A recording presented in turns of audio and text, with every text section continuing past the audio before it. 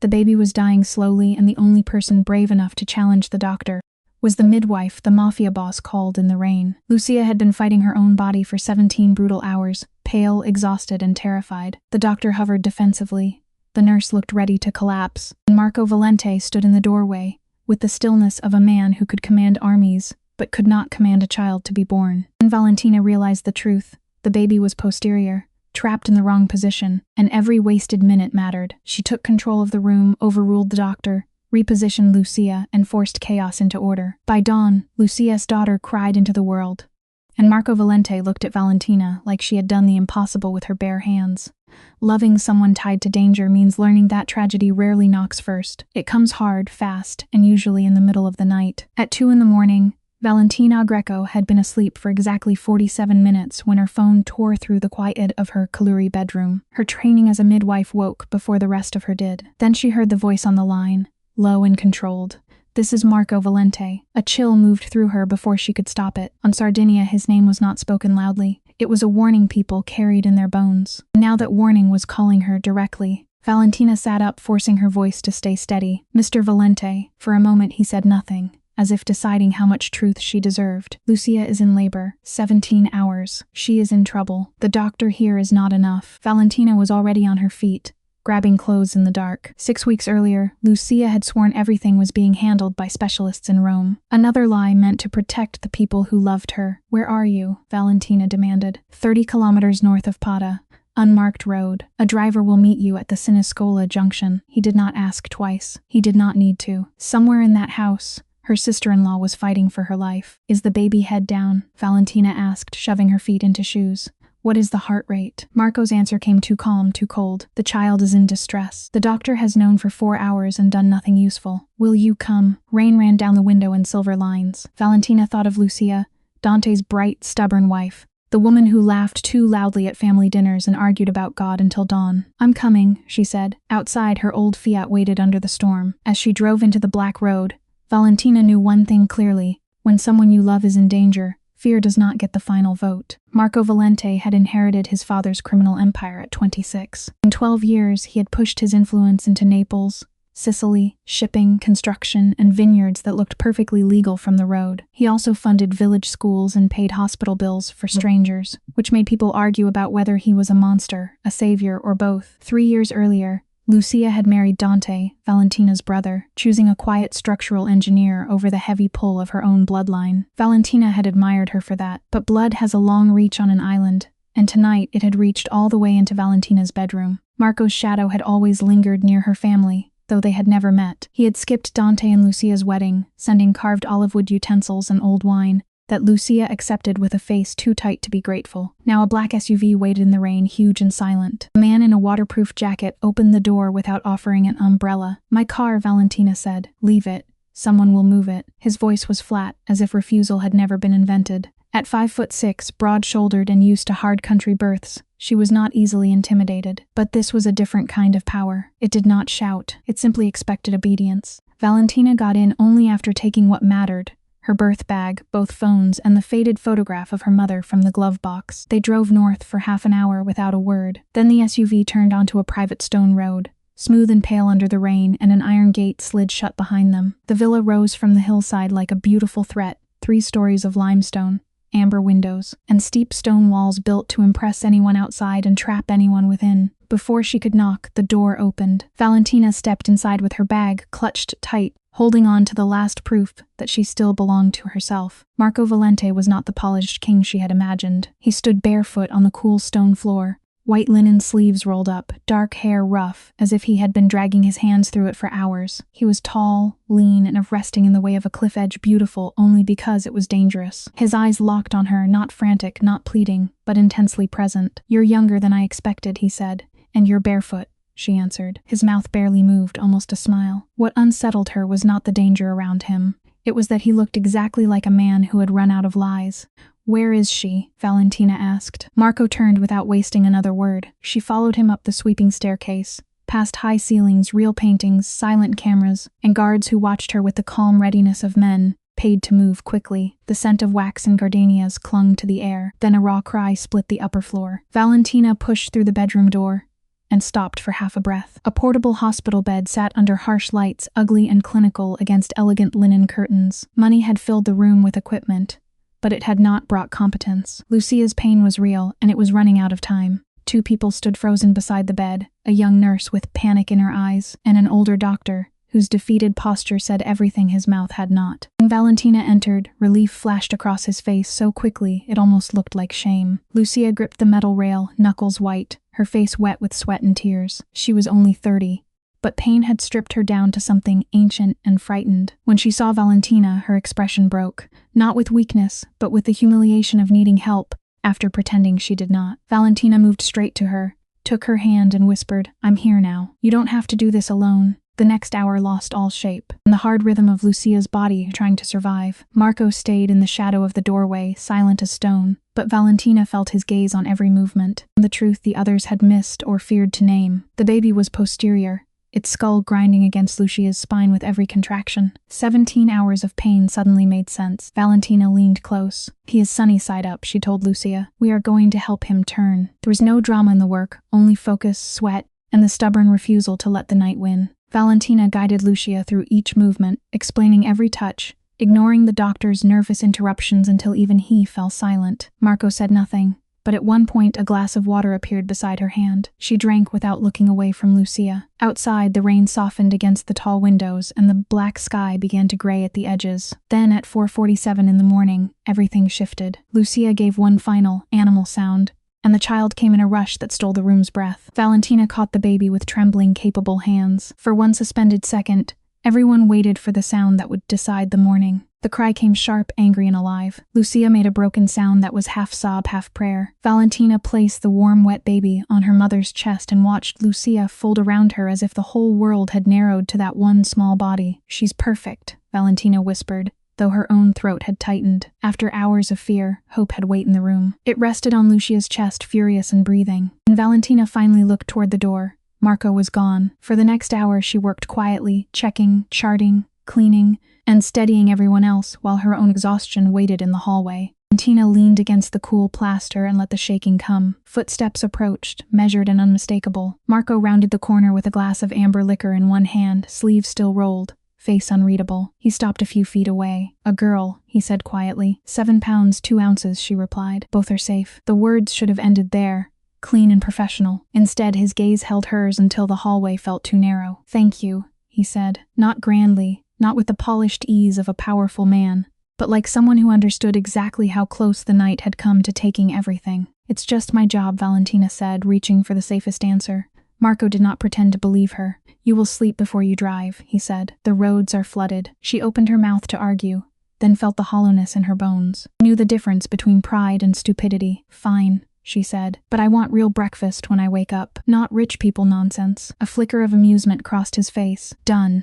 She slept 4 hours in a silk-wrapped guest room, while the storm finally moved out to sea. When she opened her eyes, olive trees shone silver on the hillside, as if the night had never happened. Valentina stood at the window in a borrowed white shirt that smelled of laundry soap, and tried to make sense of the house around her. Lucia was married to Dante, her gentle brother, a man who designed bridges, baked bread on Sundays, and believed problems could be solved if you measured them carefully enough. Lucia, bright and stubborn as she was, carried a bloodline that did not believe in simple lives. That bloodline had brought Valentina here, before dawn, into a fortress owned by the most feared man on the island. She loved her family. She hated the danger around them. And somehow both truths were now standing in the same room. Back home, Valentina's life was small by choice, a sea-facing apartment, too many novels, a stubborn cat, and days shaped by women who trusted her at their most vulnerable. In this villa, everything was larger, heavier, watched. She washed in a bathroom carved from warm stone, letting hot water take the blood and sweat from her skin,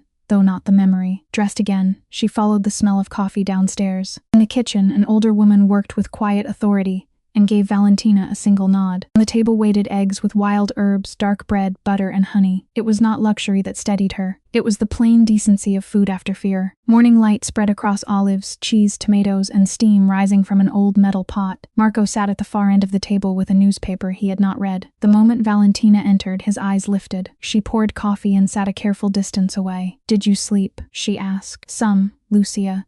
His voice changed. Different. He said the word with such quiet wonder that she almost looked away. For a man trained to calculate danger, Happiness seemed to leave him without a language. Upstairs, a baby cried once and stopped. Marco listened to that tiny sound like it had crossed an ocean to reach him. Valentina met his gaze, because looking away would have felt like surrender. She had faced hemorrhage, terror, and mothers begging God for mercy. Marco Valente was not the first frightening thing she had seen. He was simply the first that watched her back so calmly. "I will come every week," she said.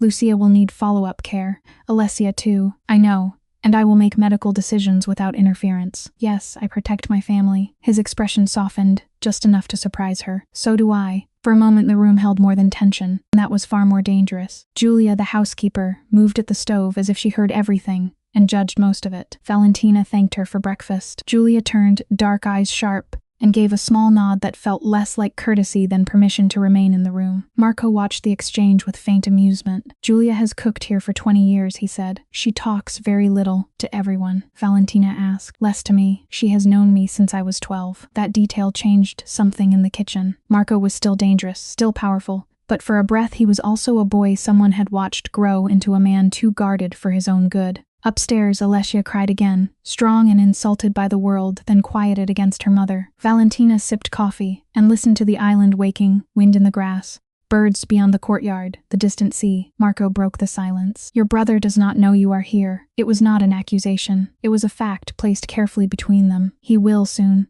Marco nodded toward the courtyard, where her Fiat had been brought through the gates. "A driver can take you. I drive myself." He stopped, caught the instinct to command, and let it go. Then let him follow at a distance. "You are exhausted." It was not control this time. It was concern, and that made it harder to refuse. She studied him in the pale morning light, the hard line of his jaw, the stillness that seemed trained into his body, the dark eyes that missed nothing. "Fine," she said, "but I drive my own car." He accepted with a nod. Later, on the coastal road, the sea brightening beside her, Valentina called Dante. Her brother answered on the second ring. When she told him his daughter was alive, 7 pounds and 2 ounces, and Lucia was safe, his silence broke into a rough sob. Dante was not a man who cried easily. Valentina let him. Then she said softly, "Come now. Don't waste another minute punishing yourself for the ones you missed." Dante told her Marco had already sent a car before dawn. He was on his way. The realization settled strangely in Valentina's chest. Marco had not only commanded, he had acted where others hesitated. Dante tried to describe him, voice unsteady. "He notices everything, makes you stand straighter, without saying a word." And he understood. "You were there, weren't you, at his house?" "Yes. How was it?" Valentina glanced at the glittering sea. "Strange," she admitted. "Beautiful and strange." After she hung up, she drove toward Cagliari with the windows down. Just before home, her phone rang again. Unknown number. She knew before answering who it would be. "Dr. Greco," Marco said. "Mr. Valente," Marco corrected almost gently. He told her Dante had arrived safely. Then his tone shifted from gratitude to decision. He wanted her to supervise Lucia's postpartum care permanently. Valentina tightened her hand on the wheel. "I am a midwife, not your private physician. You know better than I do what you are." The answer irritated her, because it was not flattery, it was observation. She looked at the sea beyond the road, at the blue line cutting the horizon, and felt the weight of what he was really asking. Not just care, access, return, a place inside a world she had every reason to avoid. "I work on my terms," she said. "Full clinical independence, real medical backup, no guards in the room unless I ask for them. And I am not someone you manage, Marco." The silence after her words was heavy enough to hear. "I know," he said at last, not offended, not amused, certain. Valentina pulled onto the gravel shoulder, the engine ticking, waves breaking below the road. She thought of Lucia sleeping with Alessia on her chest, and of Dante arriving too late but still arriving. "Tuesday," she said. "We discussed terms." "Tuesday," Marco repeated. When she hung up, she sat there a moment longer, aware that some roads look ordinary until you take them. By Tuesday, the storm road had become golden and dry, as if the night had never owned it. Wild scrub scented the heat as Valentina drove through stone villages, half asleep behind faded shutters. The estate gates opened before she touched the brake. Marco met her in the entrance hall wearing dark trousers and a gray shirt, his welcome limited to one intense look. "Lucia is upstairs. She asks for you every 4 hours." Valentina smiled despite herself. That's exactly how often a baby feeds. Upstairs, Alessia slept with a thick shock of dark hair, and Lucia looked exhausted in the clean, sacred way of a woman who had survived and was still amazed by it. The afternoon breeze carried salt through the open window. Alessia slept on Lucia's chest, small mouth moving in dreams. Lucia spoke of Dante with tears in her eyes, not as the man who arrived late, but as the father who had held his daughter like glass and wept over her hair. When Valentina tried to wave away what she had done, Lucia caught her wrist. "No," Look at me. You saved us. Valentina was used to giving care, not receiving gratitude. It sat awkwardly inside her, warm and heavy. She nodded, because arguing would have cheapened the truth. Downstairs, Marco was waiting, as if he had known exactly when she would need to leave the room. His study smelled of leather, paper, and old wood. Books rose in dark shelves around them, catching the last amber light of the day. Marco remained standing until she sat, a gesture too deliberate to miss. During the meeting, he gave in on points she had expected to fight over, then asked questions so precise they almost annoyed her. Feeding schedules, blood pressure, postpartum depression, emergency transfer routes. You studied midwifery in 3 days, she said. I study everything that matters to me. He did not say it romantically, which made it more dangerous. Money could buy equipment and doctors. It could not buy the particular attention of a man who had decided not to fail twice. When she asked why the first doctor had been allowed near Lucia, Marco looked down at his hands. I do not have an answer that would satisfy you yet. Yet. The words stayed in the room after the sentence ended. Valentina accepted the case. In the weeks that followed, Tuesdays became their strange rhythm. She drove north through the island's hard, beautiful interior with the radio low and the sea flashing between hills. She checked Lucia and Alessia, stayed for dinner longer than necessary, and told herself it was clinical. Marco was often absent, called away by business that arrived in hushed voices. But even absence can make a pattern when someone leaves space for you. When he was home, Marco appeared in the parlor and took the far chair, never interrupting, never wasting a word. At first, Valentina mistook it for surveillance. Then she realized he was listening to Lucia's tired laughter, to Dante's clumsy questions, to the baby making soft, offended sounds at the world. After her third visit, he walked her to her car under a pink sky. She is adjusting well, Valentina said. He looked toward the sea. Dante wants to move closer to the water. Then his gaze cut back to her. And you? She unlocked the door. I live in Cagliari. I know, small talk had failed them both. That is not what I asked, Marco said. The last light carved his face into hard shadows. Are you happy where you are? Valentina reached for professionalism like a coat. You know very little about me. I know you trained in Rome and Florence. You take high-risk patients when other people hesitate. Your cat is named Caligula. You drink red wine too quickly when you are tired, and you hide novels behind medical journals. Her grip tightened on the keys. And I know, he added quietly, that after the birth, when you thought no one could see, you shook in the corridor. Being seen that clearly felt less like intimacy than exposure. You were watching me, Valentina whispered. Yes, he did not soften it. I have stopped pretending I don't. The honesty scared her more than any polished lie would have. She got into the car before he could say more and drove 20 minutes through the dark, every curve of the coastal road sharper than usual. He had noticed her without taking from her. He had catalogued the truth, not to use it, but because he paid attention like breathing. She pulled over where the Black Sea swallowed the horizon and called Sarah. There is a man, Valentina said. Her voice shook despite her best effort. Sarah did not miss it. Then start with why you sound terrified. Is he dangerous? Sarah asked. Valentina closed her eyes and saw Marco barefoot in the hall, water appearing beside her hand, his face when the baby cried. Probably. To you. That was harder. I don't know. That's the problem. Sarah went quiet. No, the problem is that you care whether he is. On her 5th Tuesday, the estate felt different before she even reached the door.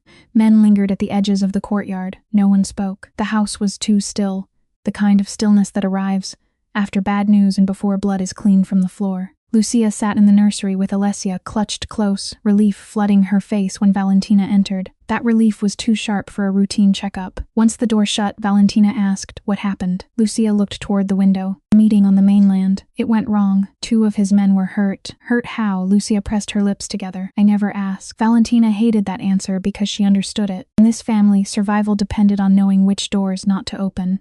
Is Marco all right? She asked. Lucia studied her too carefully. Because I am here, Valentina said. And because pretending not to care would be cowardly. Valentina finished the examination with steady hands, though the air in the house remained tight. At the door, Lucia caught her sleeve. He talks about you, she whispered, not directly. Marco doesn't know how, but you can hear the empty space he leaves for your name. Valentina said nothing. People only avoided names that mattered. Then the front door opened below. Every guard seemed to shift at once. Marco stepped into the foyer with the gray light behind him, carrying the darkness of a man who had not slept. Their eyes met across the hall. Tuesday, he said, as if the word itself had kept him standing. Every week, she answered. A fresh cut split the skin above his left eyebrow. Valentina noticed it instantly and forced her face to stay clinical. "Lucia and Alessia are both well," she said. He nodded, but exhaustion sat deep under his eyes. "Do you want to sit down?" she asked before she could stop herself. The question surprised him.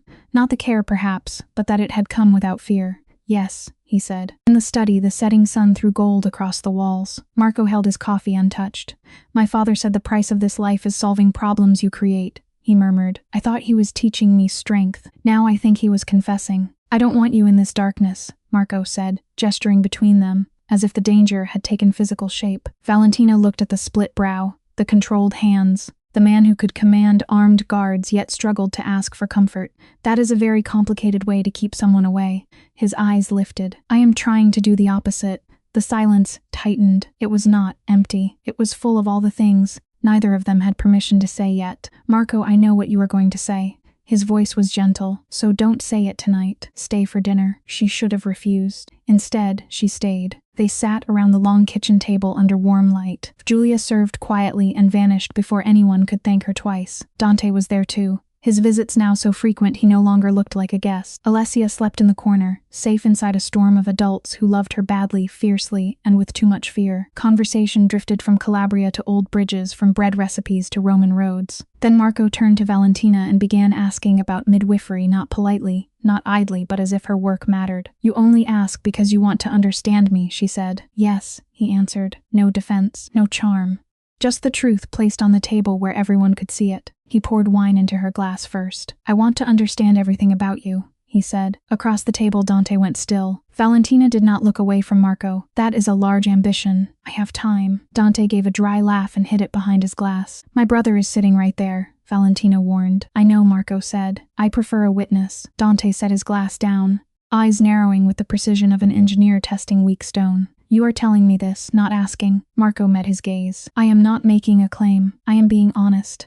I respect you. I will not hide." The silence that followed had teeth. Dante looked into his wine as if it might show him a safer answer, then turned to his sister. "Don't look at me like that," Valentina murmured. "I have known you 31 years, Dante said quietly. "I have never seen you look at anyone this way." Later, beneath a sky full of hard, cold stars, Marco walked her to the car. Rosemary and sea salt sharpened the air. "Your brother does not disapprove," he said. "He is protective. Good. Good. A woman loved badly by her family is easier to isolate. You are not." Valentina stared at him, disturbed by how carefully he understood danger. In the end, the choice still had to be hers. Marco did not crowd her, but his presence filled the night anyway. "There are things about my life," he said, "that are not simple. I know. No, you know the rumor. You do not know the cost." He could have lied then. He could have offered the softened version rich men use when they want forgiveness without confession. Instead, he stood in the dark with the cut over his eye and let her see the edges. Valentina felt the pull, not toward danger, but toward the rare relief of someone refusing to pretend. "All right,"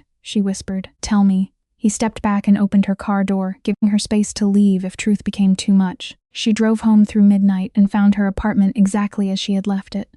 Books stacked wrong, laundry half folded, Caligula demanding food like an emperor betrayed. Tina fed him and stood barefoot in her kitchen, thinking about the strange mercy of honest people with terrible lives. She fell asleep with Marco's silence still in the room. By late August, he took her inland to his private Ogliastra vineyard, far from the guarded villa. No driver came, no men followed. Marco arrived at her building himself, hands on the wheel, eyes tired but clear. For him, leaving the guards behind was not casual. It was trust, offered without announcement. "I thought you should see it in the right light," he said when she got in. "Morning is better." Valentina glanced at him. "You came yourself?" "Yes.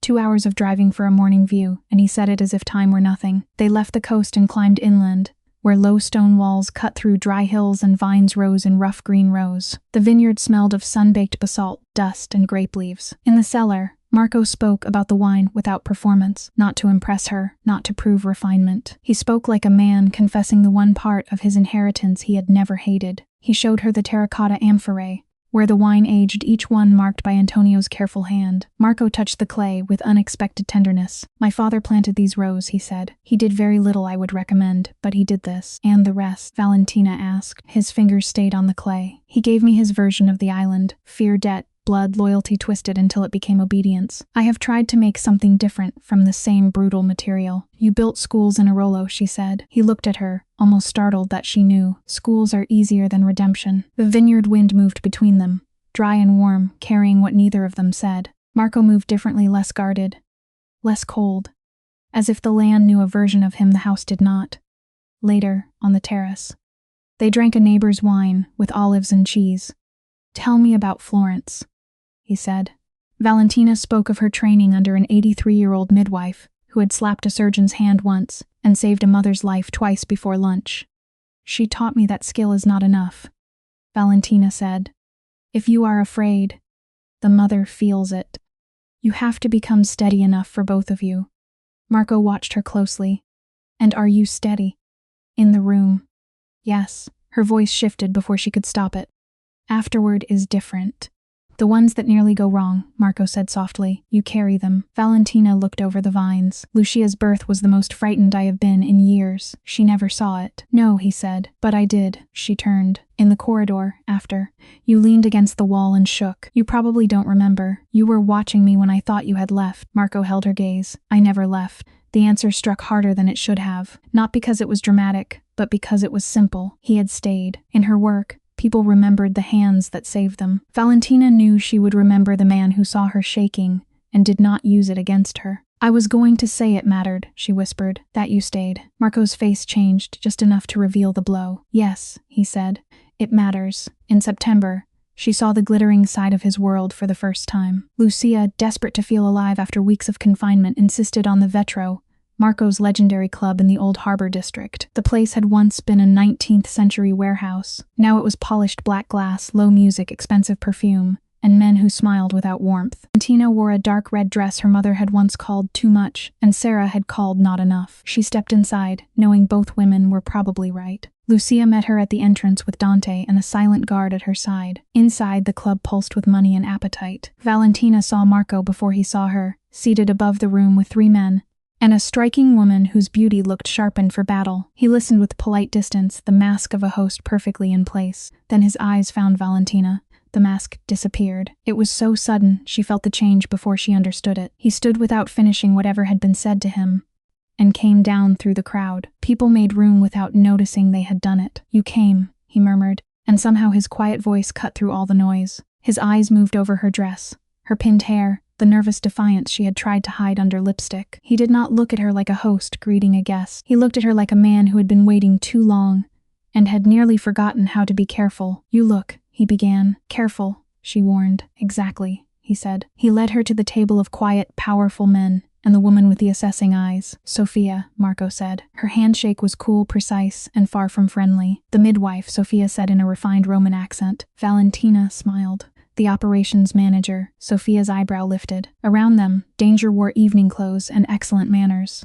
Has he mentioned me? Valentina asked. Sophia's smile sharpened. At length, frequently would be too mild. Marco looked entirely unbothered. Sophia runs my operations. She speaks plainly. That was plain, Valentina said. Sophia tilted her head. That was polite. And she drifted away, leaving tension in her wake. Valentina turned to Marco. She is interesting. She has known me 10 years. Should I be jealous? She has a wife, a quiet home, and my complete trust. How many people have that? She asked. Marco held her gaze. 2. And the second. His mouth softened. Not yet. Then he held out his hand. Dance with me.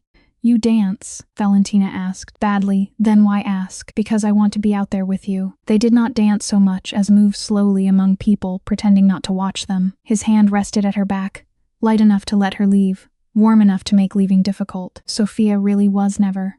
No, Marco said at once. I need people who tell me the truth. Desire complicates that, and I don't. His eyes lowered to hers. You complicate everything else. The music pressed around them.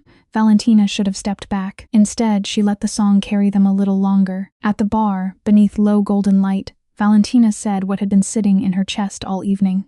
I don't want to become another complication in your life. Marco's answer came without hesitation. You are not a complication. You are the first absence of one. She almost laughed, but his face was too serious. That is a dangerous thing to say. I know. I thought about it for 3 months before saying it. October arrived cold and sharp, with sideways rain and a feeling of old things waking under the stone. An unscheduled Wednesday visit pulled her north. She told herself it was for Lucia. By then, even she no longer believed that was the whole truth. Marco came in near dusk, mainland dust on his coat, and stopped when he saw her. "You are here." He did not reach for his phone. He did not call anyone in. He simply sat, as if the sight of her had made him too tired to keep standing. When the house finally quieted and wind rattled the glass, Valentina said, "Tell me." He leaned forward, hands clasped, eyes fixed on the floor. "My father was not a good man." The sentence seemed to cost him. Brilliant, yes. Cold, always. He made fear look like discipline. I inherited his command, and I hate how much of it still fits my hand. The room darkened around them. Marco spoke without drama, which made it worse. He was 26 when the empire landed on him like a sentence. "I made choices," he said, staring at his hands.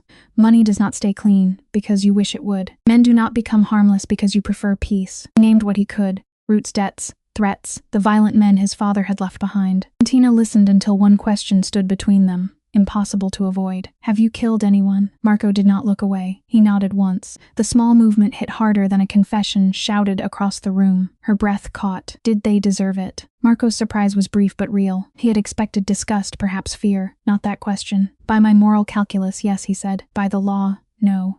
By God's." He stopped and looked toward the black window, where October wind struck the glass. "I do not know. I suppose I will learn eventually." He asked for no forgiveness, offered no noble excuse. Valentina sat with the whole of him, the tenderness, the violence, the loyalty, the blood. She could not choose only the parts that made her feel safe, and pretend the rest was rumor. "I am still here," she said finally. Marco closed his eyes for 1 second, as if those 4 words had cut him open. In the weeks after, Valentina did not call. November settled gray over the island, and Carrie, with Caligula sleeping on the radiator, and the sea restless beyond the window, she let herself think without lying. Marco was dangerous. He was also honest in a world full of polished cowards. At last she dialed his private number. He answered before the second ring. 3 weeks, he said. "You counted. Every day." Valentina looked at the dark glass and steadied herself. "I am not asking you to become someone else. I know your world is not clean. I will not pretend it is."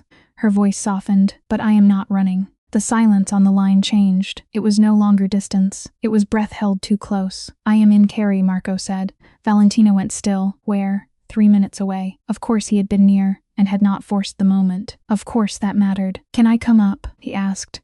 She looked around her apartment, books in uneven stacks, a blanket thrown over the sofa, medical notes on the table. Nothing grand enough for a man with a fortress on a hill. "It is not fancy here." His answer came low. "Valentina, I am not looking for fancy." She closed her eyes once. "Then come." Marco stood in the cold hallway in a dark jacket, too large for the narrow space and too careful to step forward without permission. Valentina, in jeans and bare feet, felt the heat of his gaze and the absurd vulnerability of being seen in her real life. "Come in," she said. He entered as if the apartment were sacred: books, case notes, her mother's photograph, the chipped mug by the sink. Caligula opened one eye, judged him, and closed it again. "He disapproves," Marco said. "He disapproves of everyone." Soon they sat on the sofa with tea between them, the November sea moving gray beyond the window, and no one trying to fill the silence too quickly. Marco leaned forward. "What do you need from me for this to be real?" Valentina held the warm cup with both hands. "Honesty, especially when it is ugly. I don't need your world to become safe by magic, but I need to know what I am standing in." He nodded once. "And I need to be able to say no. You have always had that power. Not in theory, Marco. In practice." His face stilled. She continued before courage failed. "I need to matter as a person who chooses this, not as a prize. Not as proof you can still be loved." His answer came quietly. "I know the difference between a woman trapped beside me and one who stays because she wants to. I have spent my life around women who had no choice," Marco said, voice rougher than before. "I will not make that mistake with you." Valentina set her tea down. The small sound of porcelain seemed too loud. Then she leaned forward and kissed him. Not politely, not cautiously. She kissed him with 3 months of restraint finally breaking. Marco responded at once, but with a control so fierce it revealed how much he had been holding back. When they parted, he cradled her face and rested his forehead against hers. "I have waited for you to decide longer than I have waited for anything in my life," he whispered. Valentina believed him, because he had never once tried to hurry her. "I still don't have the right language for what you are to me," Marco said, his breath close to hers. "But I have time. Give me the phone, Sophia." Valentina thought of the man who had stood barefoot in a hallway at 2 in the morning and brought her water without asking to be praised for it. She believed him. Then winter brought Riccardo Fabri. In December, the name arrived before the man did. passing through the household like a draft under a locked door. Fabry was 45, polished, Neapolitan, and once useful to Marco. Now he was leverage with a smile. Marco did not hide it from her. He knows about you, he said, and he will use that if he can. Marco spoke in the northern house while bare olive branches scraped the windows. His voice had gone flat, all warmth locked away. He is buying shipping routes, he said, forcing old partners to choose sides. He wants consolidation. Valentina understood enough to hear what he did not say. And you are in his way. Marco looked out at the dead winter garden. He has something from 5 years ago. Not enough to destroy me. Enough to make certain men hesitate. The room seemed colder. What does he want? Not a deal. A leash. Valentina watched his jaw tighten. Fabry was not only attacking business. He was reaching for Marco's pride, and now perhaps for her. Where does that leave you? She asked, negotiating from a weak position. The calm in his voice was worse than anger. He explained that Fabry enjoyed humiliation more than profit. He wanted Marco to bend in public, to prove the old Valente name could be handled. Valentina thought of men she had seen in delivery rooms. The ones who panicked when they could not control pain. The ones who became cruel when helpless. He is not just greedy, she said. He needs someone smaller beneath him. Marco's eyes sharpened. You can understand him without excusing him. I know. Then the real blow came. Fabry had asked about her by name. Is it a threat? Valentina asked. Her voice stayed steady because she refused to give the fear a shape yet. Not openly. That is what makes it useful to him. Marco promised protection. She refused the easy comfort of it. I will not be kept safe by ignorance. He accepted that with a small nod, then told her about Enzo, the gray sedan. The man who would stay far enough back not to insult her independence and cloaks enough to move, if needed. Valentina hated that she had to agree. She hated more that she trusted Marco's reason for asking. He stepped nearer. I will keep you safe. Then start by telling me the truth fast, even when it frightens you. The meeting was set for mid-December. Valentina kept working, visiting patients, carrying birth bags, and pretending the gray car behind her was only part of the weather. Then, on a cold Thursday near the harbor, a man stepped into her path. He was immaculate, soft leather gloves, expensive coat, a smile too smooth to be kind. Dr. Greco, he said. What a small island. Valentina stopped. Years of labor rooms had taught her that panic wastes oxygen. I don't believe we have met. Riccardo Fabry. He offered his hand. She looked at it and left it hanging in the sea air. His smile thinned. Good, she thought. Let him learn her first answer was no. Fabry lowered his hand slowly. You help women bring children into the world. Admirable work. Fragile work. Valentina held his gaze. Are you threatening my patience? I am admiring your compassion. No, you are testing whether I scare easily. For the first time, the smile almost left his face. Marco chooses interesting weaknesses. Valentina stepped closer, enough to make his guard shift. Then you understand very little about him. She walked past before her hands could shake. Only when she reached her car did she call Marco. He answered, heard her breathing, and went silent, in a way that told her violence had already crossed his mind. Do not react, Valentina said before he could speak. That is what he wants. Marco's voice came low. He approached you. Yes, in public. Knew I could not be touched and you could be provoked. She heard the restraint in his breathing. He is cheapening you into bait. Then don't take the bait. For once, she was the one giving strategy. She understood bodies under pressure, faces hiding panic, men desperate to regain control. Fabry had made the mistake of assuming she was decorative. By Christmas, the conflict was settled in the shadows with money, signatures, and threats kept just below the surface. Marco invited her to Cagliari for dinner. This time, it sounded like family. Christmas in Cagliari meant facing Giulia Valente, Marco's mother, 64 years old and sharper than every knife in the kitchen. She sat at the head of the table, like a woman who had survived too much to be impressed by beauty or nerves. Her first words to Valentina were not warm. The midwife. Valentina set her napkin on her lap and smiled. Valentina. Across the table, Marco went perfectly still. His mother studied her. You correct me quickly, only when I am reduced incorrectly. A small silence followed, tense enough for Dante to reach for his wine. Then Giulia Valente's mouth curved. Good. Marco looked like a man who had placed his heart on the table and was waiting to see if anyone would cut it. His mother did not make it easy. She asked about Valentina's work, her family, her apartment, why she still drove that old Fiat when safer cars existed. Valentina answered without apology. She was not there to audition for wealth. She was there because she had chosen Marco and refused to disappear inside his name. At last, Giulia turned to her son. She is not useful to you, she said. Marco's face hardened. No. Giulia nodded. That is why I like her. The room breathed again. For once, no one had been measured by what they could provide. Over dinner, Giulia dismantled Marco's fearsome reputation with surgical precision. She told stories of him at 12, furious because he could not save an injured bird, and at 15, refusing to leave a stable during a storm because a frightened horse trusted him. Marco endured it with quiet suffering. Valentina took his hand under the table. He looked down, startled by the small public claim, then turned his palm to hold hers properly. Later, above the cold winter sea, he said, "My mother tested you. I notice. You passed." "Marco, I was not taking an exam." His expression softened. "No, that is why you passed." Night stripped the house of its noise. Outside, the sea struck the rocks below Cagliari. Marco stood beside Valentina on the terrace, no guards close enough to hear. "She saw you," he said. "That is rare. She saw that I won't be swallowed," and touched her hair with almost painful care. Valentina let herself lean into him. It was not surrender. She had learned the difference. Surrender was losing shape inside someone else's will. This was choice. In a world that trained both of them to stay armored, letting herself be held felt less like weakness than a dangerous act of trust. January emptied the island of tourists and left only stone, wind, and the truth of things. Valentina kept her apartment, her work, her routines. She refused to become a woman who orbited a powerful man and called it love. Marco respected that, though she could see the effort it cost him. Their peace lasted until one cold evening when his phone rang. One glance at the screen changed his face. Not fear, calculation. "Fabry?" she asked. Marco's jaw tightened. A shipment was seized. 2 men flipped. One of them was mine. The quiet between them cracked. And this time they were not content to stay in the shadows. Fabry had broken the truce. Worse, he had done it publicly enough that Marco had to answer. The soft warmth of the room disappeared as Marco became the man other men feared. Controlled, cold, already 3 steps ahead. "I want you at the North House," he said. "No, Valentina.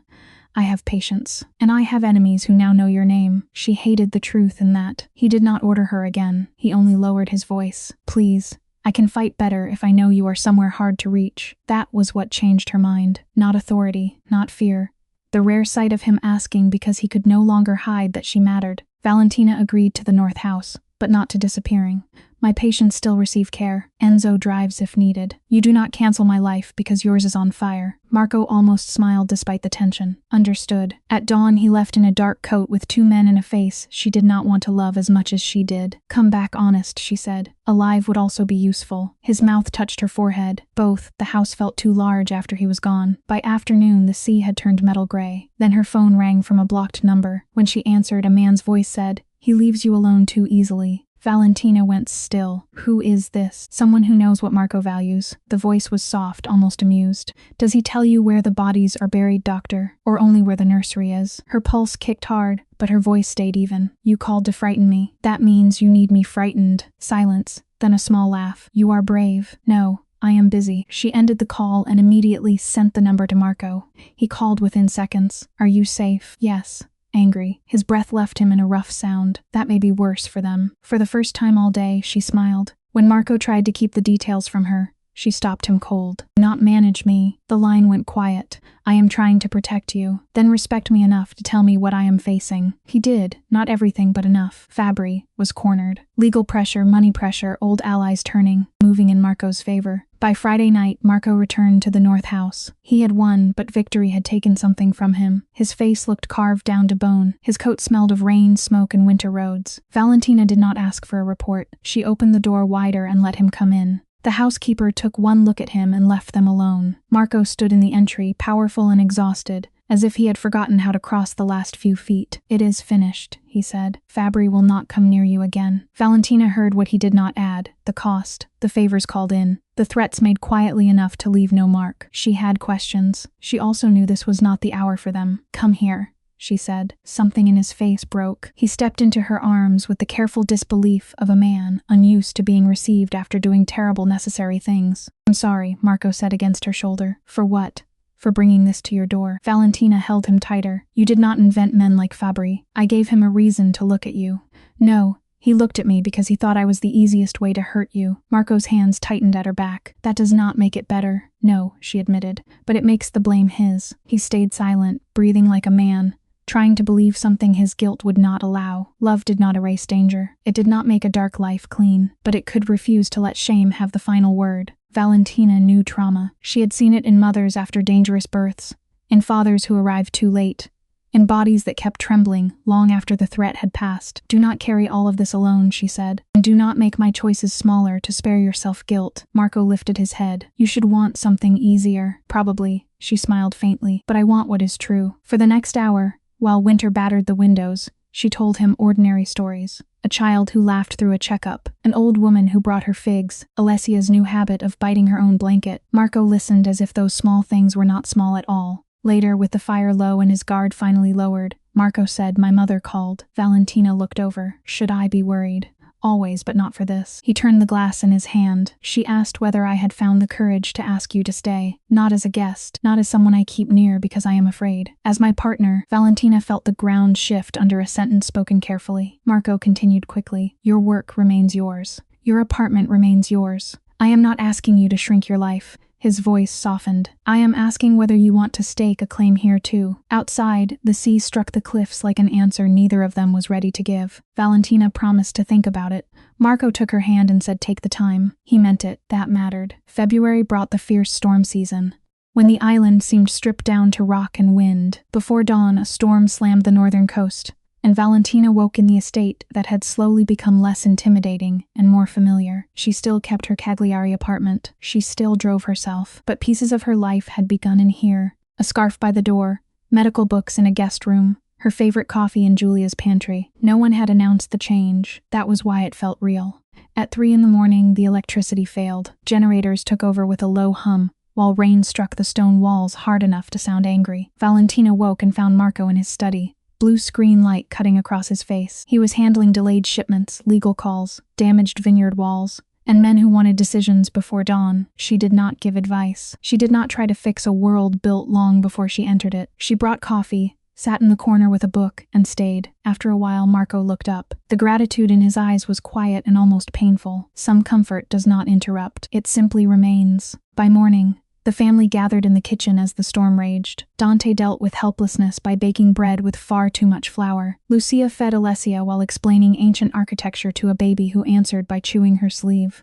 Julia moved through the chaos with the steady authority of a woman who could outlast weather, men, and bad decisions. By afternoon, the gale weakened. Valentina walked the grounds with Marco, stepping over branches and shattered tiles while he planned repairs. A terrace wall had collapsed near the lower path. He studied it without anger. "It held longer than it should have," he said. Valentina looked at him. "Some things do." Looking over the estate, she asked, "Who would you have been without all this?" Marco paused near a fallen branch. The sea was still restless below them. "I used to ask that every day. And now I think the answer would be useless. I was never offered an ordinary life. For years, I grieved the man I might have been. Then I understood I was still making choices inside the life I had." He turned to her, "Including you. You are the only choice that belonged entirely to me." The words landed without decoration. Valentina looked at the damaged wall, the clearing sky, and the man beside her. She finally knew her answer. "Marco," she said. He stopped. Valentina faced him with the wind still tearing at her coat. "I am staying." His expression did not become triumphant. If anything, it became cautious, as if hope were a thing he did not trust in bright light. "Say it again." "I want to be here," she said. "With you.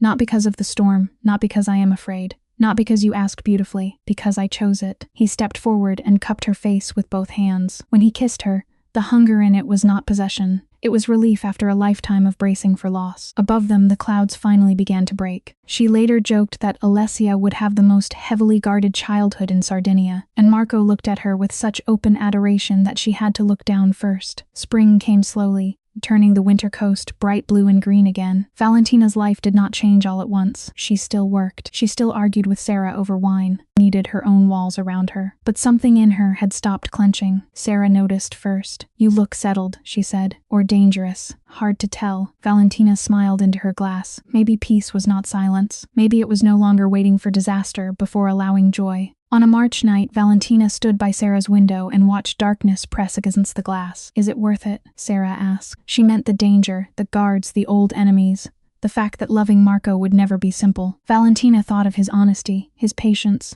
The way he held her at night like sleep was a guard he trusted less than himself. "Yes," she said. The answer frightened her, because it was clean. Later, Lucia told her Marco never celebrated his birthday. His father made birthdays feel like weakness, Lucia said. Valentina felt the old anger rise. "What does he like?" Lucia smiled sadly. "You." Lucia looked down at Alessia, who was busy trying to eat her own fist. "He likes Antonio's October olive oil, and early mornings. He sits in the study before anyone wakes because it is the only hour that belongs to him." Valentina kept that information carefully. On April 1st, which amused her because Marco was far too serious for such a date, she rose before dawn. By 6, she was waiting in the shadows of his office. On his desk sat fresh coffee, a bottle of Antonio's oil, and a note. "You have been patient for a very long time. It was worth the wait from my side, too." Then she sat in his chair and waited for him to find her. Marco entered 15 minutes later and stopped dead. In the blue morning light, he looked from the coffee to the oil to the note, then to Valentina. For once, he seemed truly unprepared. "You talked to Antonio," he said. "He was very willing. He also told me 3 stories about you as a boy,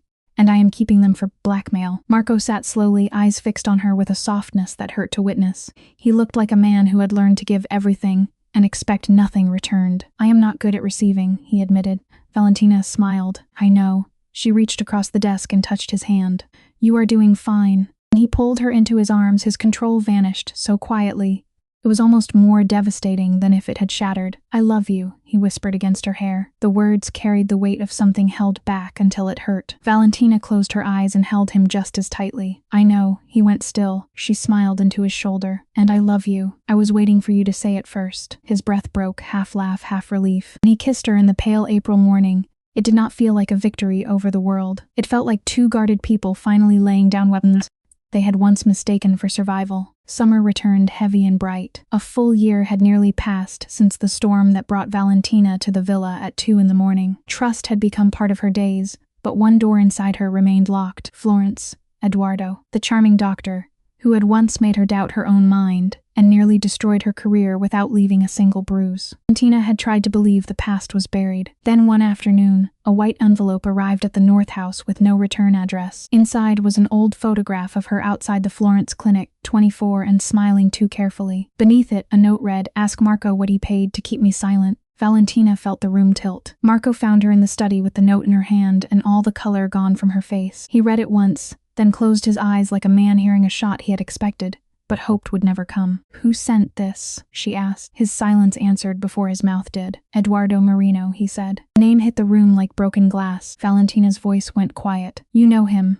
Marco looked at her, and for the first time since she had loved him, he looked afraid of her judgment more than any enemy. "After Fabri approached you, I had Sofia investigate everyone who could be used against you." "And you found Eduardo," Valentina said. "Yes. And you did not tell me." Marco did not deny it. "He had copies of an old disciplinary complaint from Florence. False, but convincing enough to wound you publicly. Fabri was trying to buy it." Valentina's throat tightened. That complaint had been Eduardo's final cruelty, a file full of twisted half-truths that had followed her like smoke for years. "What did you do?" "I blocked the sale. I had the original witnesses located. I gathered proof that cleared you, and kept it in a drawer." Her voice rose. "You did exactly what I asked you not to do. You managed my life behind my back." Marco stepped forward, then stopped when she stepped back. "I was trying to protect you." "No," she said, and the sharpness in her voice startled even her.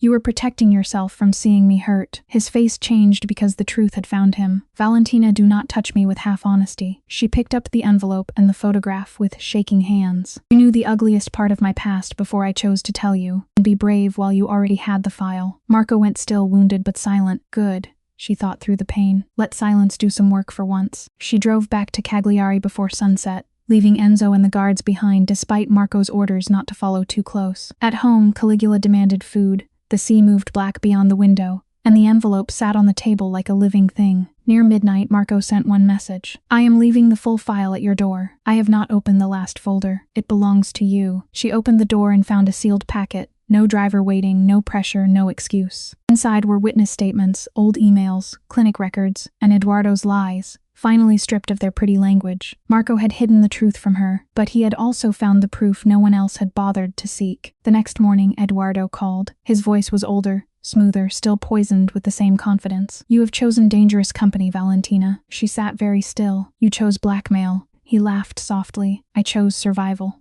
Marco Valente ruined a profitable arrangement. Then his tone sharpened. "Meet me at the Harbor Café by noon, or the Florence file goes to every medical board in Italy, with a very emotional story attached." Valentina could have called Marco first. She did not. She called Sarah, then Sofia. By noon, she walked into the cafe alone on the surface and very much not alone underneath. Eduardo stood when he saw her, smiling like the past still owned the room. Eduardo reached for her hand. Valentina left it untouched, the same way she had left Fabri's. "You look well," he said. "You look predictable." His smile flickered. She placed her phone on the table, screen down, recording. Say what you came to say. He leaned in, dropping the charm. Marco cannot save your reputation if I decide to ruin it. Valentina felt the old fear rise, but this time it did not command her. You already tried, she said. You failed because I was not guilty. Eduardo's face hardened. Do you think anyone believes innocence when the story is ugly enough? Behind him, Sophia entered quietly with 2 men in plain coats. For once, the trap was not Eduardo's. Sophia laid a folder on the table. Extortion, forged medical records, and a signed statement from Fabri's accountant,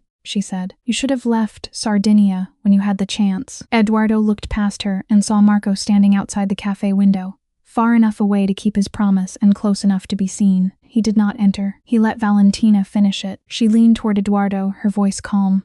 You took 2 years from me. You do not get 1 more minute. The old power between them broke cleanly. When the plainclothes officers led Eduardo out, Marco still did not cross the street. He waited until Valentina chose to walk toward him. You kept your distance, she said when she reached him. You told me to stop deciding for you, and yet you came. Yes, Marco said, because staying away completely would have been a lie. Valentina looked at him for a long moment, angry still but not lost. No more files about me unless I ask. No more protection that steals my choice. Never again, he said. She believed him, because he looked more ashamed than wounded. That night, under the same stars that had watched them a year before, Marco took out a garnet ring set in worn gold. I am not asking you to become safer, smaller, quieter, or mine to manage, he said. I am asking whether you still choose me. Valentina looked at the ring, then at the man holding it. She remembered rain, blood, Alessia's first cry, Fabri's smile, Eduardo's final threat, and Marco standing outside the cafe, because love had finally taught him not to cross a line. He was not offering a simple life. He was offering a truthful one, and truth, she had learned, could hurt before it healed. Yes, she whispered. When he slid the ring onto her finger,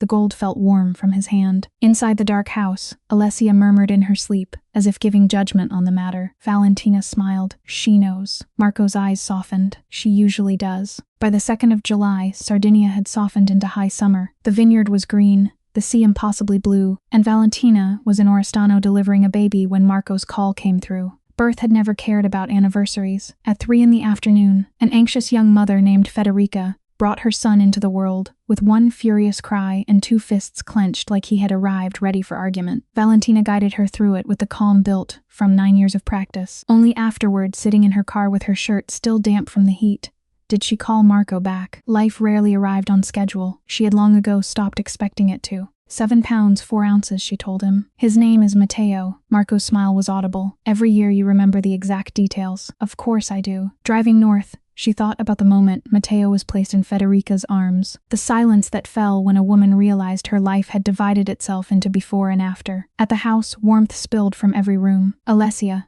now 14 months old and deeply committed to walking badly, charged across the floor with stubborn purpose. Valentina scooped her up before she collided with a chair. There she is, Valentina murmured. Alessia answered with a triumphant noise, as if she had been expected all along. The house had become loud in the best way. Marco's mother argued with Julia over old recipes as if national peace depended on rosemary. Dante was outside praising Caligula, who sat on the kitchen table in open violation of every rule, and seemed pleased with his own criminality. Lucia laughed from the doorway, tired and happy. When Valentina entered, the warmth of it all caught her in the chest. She had once imagined peace as quiet. Now it sounded like clattering dishes, family arguments, a child calling for her, and a mafia boss somewhere in the house, pretending not to smile at any of it. Marco's mother looked up.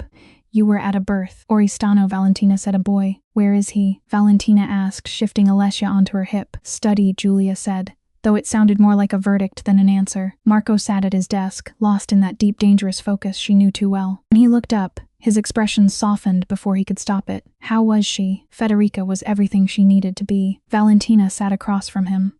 You spoke to your lawyer today. He blinked. How did you know? You carry your shoulders differently after those calls. Marco leaned back, studying her with quiet wonder. Love, she had learned, was often nothing more glamorous than paying close attention and remembering what you saw. I spoke to someone else too, Marco said. Valentina paused. Who? Your mother. You called my mother. She called me. That was worse. Why? She had opinions. Valentina closed her eyes. Of course she did. She'd said you have been difficult since you were 7. But she trusts me to survive it. I am not difficult. Marco's amusement was gentle and rare. She meant it as praise. Valentina pictured her mother speaking to Marco Valente, as if he were any other man trying to survive the Greco family, and something in her softened. Her life had not become simple. It had become connected in ways she never could have planned. I think I have been doing that since last July, Valentina said, becoming someone I was not before. Marco stayed still, while evening light poured gold over the stone floor and the sea beyond the windows. So have I. Valentina looked down at the ring on her finger, worn gold holding a deep red stone. Being known had cost her the armor she once trusted. It had frightened her. It still did sometimes. But it had also given her a steadier life than hiding ever had. She looked up. I finally have the word for how you looked at me that first night. Marco's eyes sharpened. What word? Recognition, Marco said before she could answer. That was what it felt like to me. It frightened me. I do not frighten easily. Valentina crossed her arms, holding herself together under the weight of it. This complicated, dangerous man had loved her with a patience that asked everything and demanded nothing, then made the mistake of loving her like a problem to solve, and learned better when she refused. I know what it was, she whispered. What? Home. You looked at me like I was home. The room went perfectly still. Outside, the old island stood under the blue evening, all stone and sea and stubborn endurance. Marco's face changed, his last defense falling so quietly only she could have seen it. Yes, he said. That is exactly what it was. 10 months later, on a quiet May morning, Valentina brought her daughter into the world. 7 pounds exactly, dark hair thick on her small head, eyes calm in a way that made Lucia laugh and Julia cross herself. There was no shock in Valentina's face. She had known this child's spirit for weeks, felt it turn and stretch beneath her heart with patient certainty. But Marco was undone. When the baby was placed in his arms, the hands that had signed contracts, held weapons, and steadied frightened men began to tremble. He stared at his daughter in absolute silence. No enemy had ever conquered him like this. Does she have a name? He asked, voice rough. You tell me, Valentina whispered. Marco looked down at the dark-haired infant, her gaze strangely steady for a life only minutes old. Julia, he said at last. The name carried his grandmother, his mother, and the housekeeper who had held their world together with silence, coffee, and sharp judgment. Valentina nodded, smiling through tears. Outside, May sunlight filled the room, bright over olive trees and the blue sea below the hill. She is looking right at me, Marco whispered. She is 7 minutes old. Valentina touched his arm. She knows you. She has listened to your voice for 9 months. His face opened then, all the guardedness gone. For once his vulnerability did not look dangerous. It looked like shelter. Thank you, Marco whispered. Valentina smiled. That is her job, she said softly. And mine. He sat with extreme care on the edge of the bed, Julia curled against his chest. Her tiny hand moved, searching, until Valentina caught it gently between her fingers. Outside, May sunlight washed over stone, sea and vineyards, over an island old enough to have seen every kind of storm. This family had not escaped danger. They had not made the past clean. But they had chosen one another again and again, through fear, truth, blood, birth, and love. And none of them had to face the cold alone.